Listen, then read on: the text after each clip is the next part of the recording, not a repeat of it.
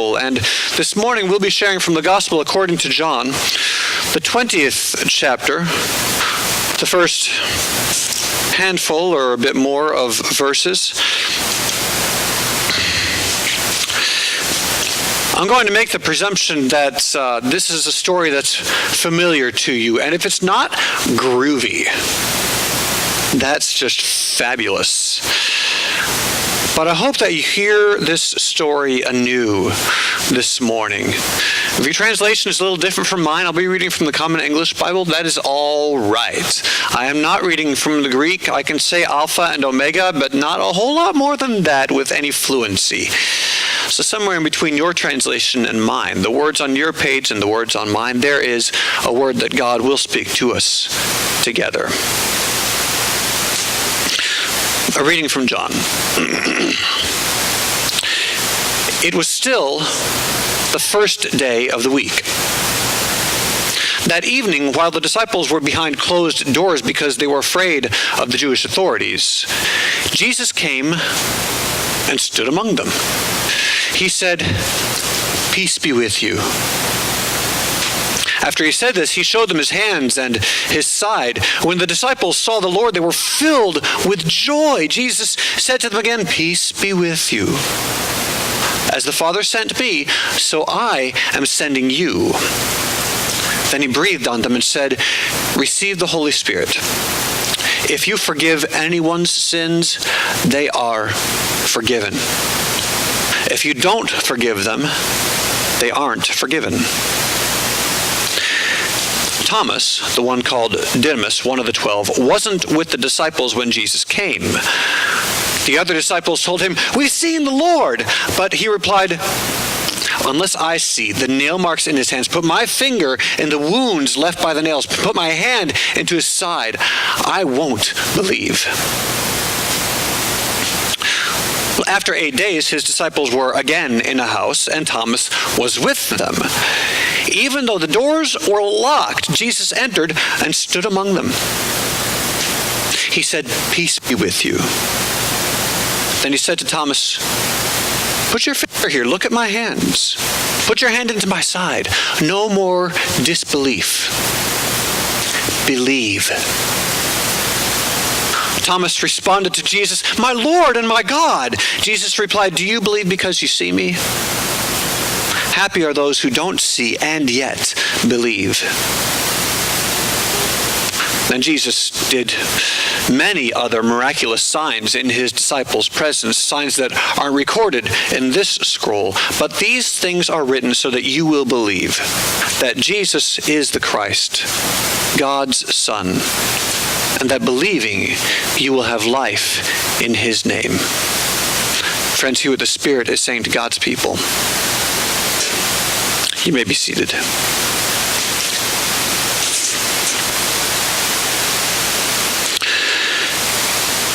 Let the words of my mouth and meditations of my heart be pleasing to you, Lord, my rock and my Redeemer.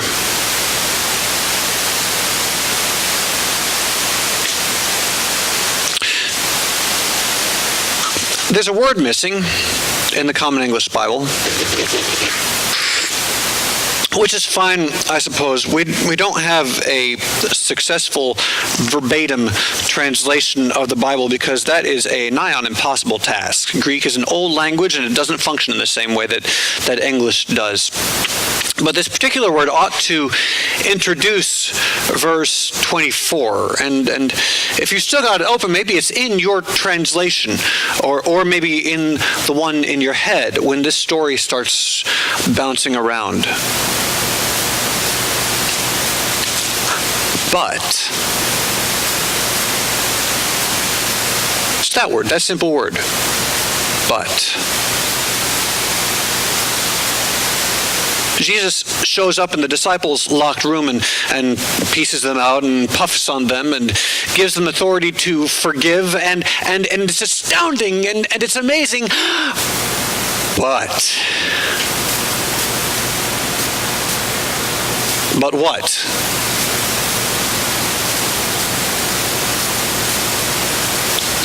John says, but Thomas isn't there.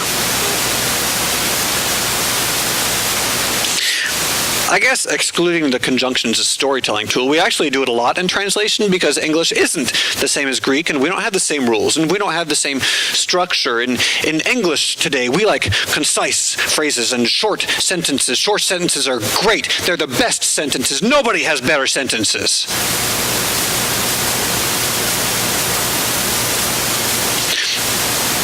If you're paying attention, though, you'll notice that I'm rather a fan of slightly more complex sentence structures, and I'll frequently double and even triple my nouns and my verbs. In fact, I almost made it to 30 words in that last sentence. But if this were Greek, I could easily not have ended the first sentence with which I've started this entire sermon. Greek likes to join gobs of phrases together with loads of conjunctions, which makes for a great big playground for folks like Paul, who can run around a subject for hours without actually getting to a point. We don't tell stories in quite the same way the Greek does. Instead, we handle the first 5 verses as an introduction, and then change the paragraph, another fun little trick that biblical Greek can't handle. And we hush the tone just a bit because here's the meat of the story. Thomas wasn't with the disciples when Jesus came. "We've seen the Lord," they told him. "No way," grunts Thomas, who probably assumed that the appearance to Mary was a one-off thing, something special just for her. No way.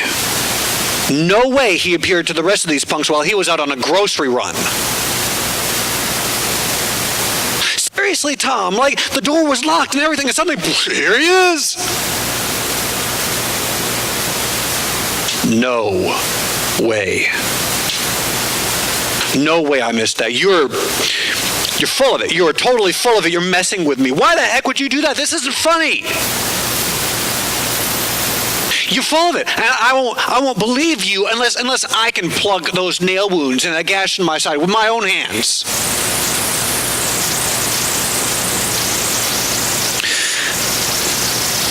You know, John doesn't say that the disciples ribbed him or scorned him because of his disbelief.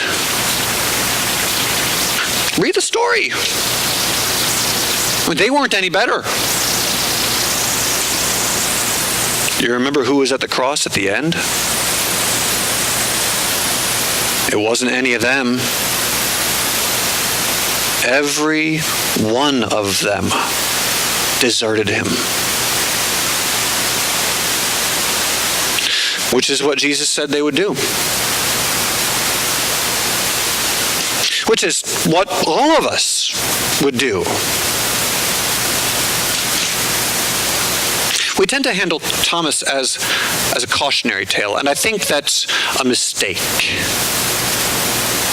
Thomas reminds us of our own frailty and reminds us that Jesus won't fail to seek us out one by one if he has to remind us of the fathomless hope he brings. Now, Thomas's next week, I'm sure, was full of uncertainty and doubt and anger and fear and guilt. But how do you think his friends handled him? Well, how would you? What do you do when your friend misses out on this life-changing moment, this thing you know would steady their storm, balance their feet as the earth shakes beneath them? What do you do when they just happen to be in the wrong place, when hope was suddenly born anew? What do you do when you hold the gift that they most deeply, desperately desire?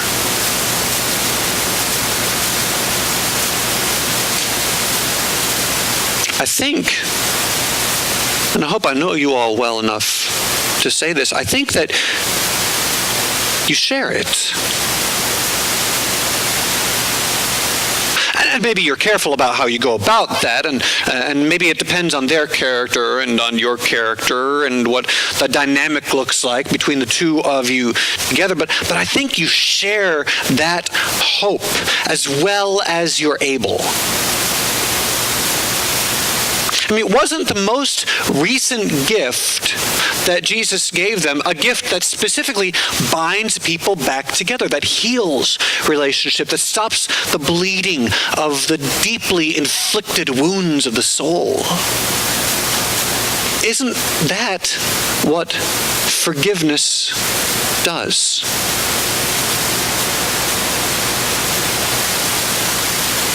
Remember, that's how Jesus leaves the disciples. He gives them peace, he breathes on them, and he says, forgive each other. I think you share that. Not the forgiveness per se. Thomas doesn't need forgiveness for not being there. I'm sure he had good reason to be wherever he was. What he needs is to feel like he's still welcome, like he's not an outcast, like he is affirmed and beloved. He needs to know he belongs. That's probably the best thing that forgiveness does, actually. It brings us back into relationship. It brings us back into a place where we belong. My hope is that for a week, that's what the disciples offered to Thomas, a sense of belonging, a sense of affirmation. But y'all know darn well that wasn't enough. Take yourself out of the disciples' shoes and put yourself back in Thomas's. Nothing they could ever say could ever be good enough to equal what they experienced. Nothing could ever make up for that. He's been with them through all of this, through all of their travels and every miracle, every wonder. And now, in the most important moment of their entire life together, he was left out.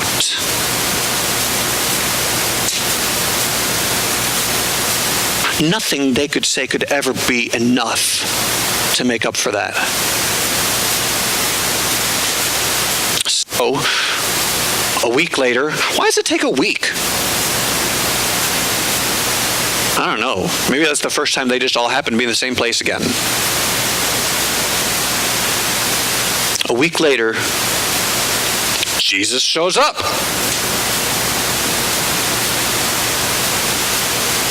I think Thomas's exclamation isn't a profession of faith, and that's sometimes how we treat it.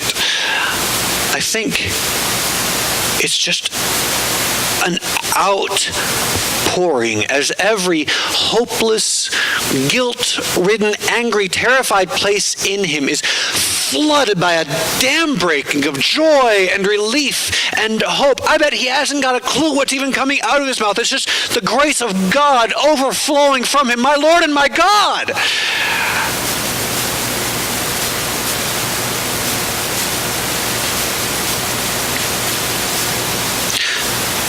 I want to invite you to take one of two things from this story. If you're in a dark place,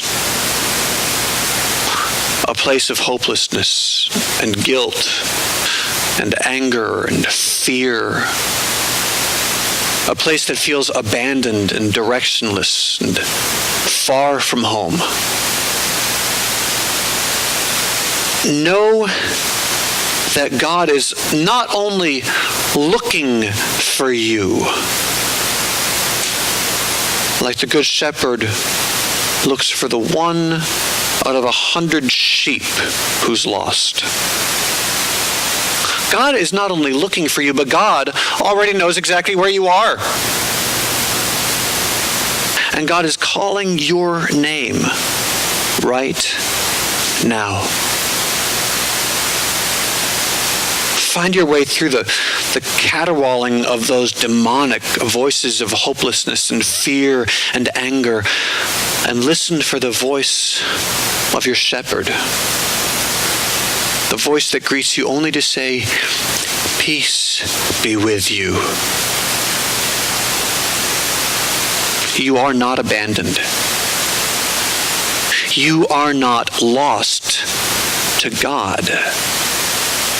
You are beloved, and you are affirmed, and God is reaching out to grasp your hand right now. God knows your wounds because God was with you when you received them. Those wounds are Jesus' wounds.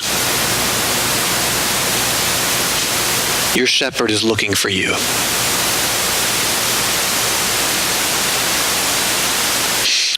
Now, if you find yourself in a stable place and you have a friend like Thomas, help them through this darkness.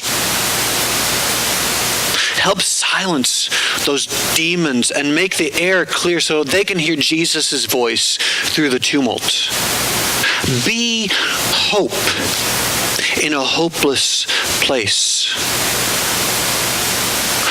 One day, hopelessness will be dispelled, and the voice of Jesus will sing in their ears again. In the meantime, Christ has no hands, no feet, and no voice, but yours. But yours, friends, are exactly what Jesus needs.